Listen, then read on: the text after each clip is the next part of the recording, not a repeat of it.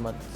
Siguro yung mga fans na sumusupport sa akin hanggang ngayon. Kasi syempre yung iba mga hindi nang iiwan.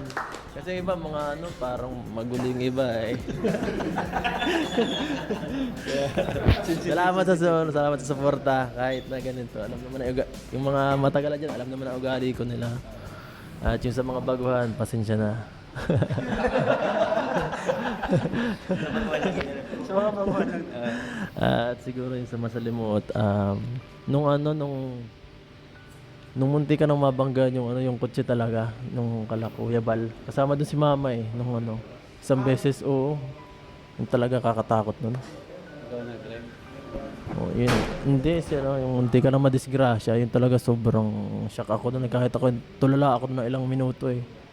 Kasi siyempre naandun yung wasak na wasak dun yung Fortuner eh. Yung sa harap.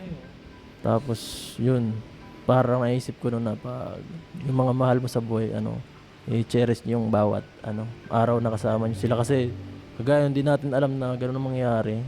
Sobrang parang safe naman kasi nakakotse, di ba? Tapos biglang gano'n. Kakatakot. So yun.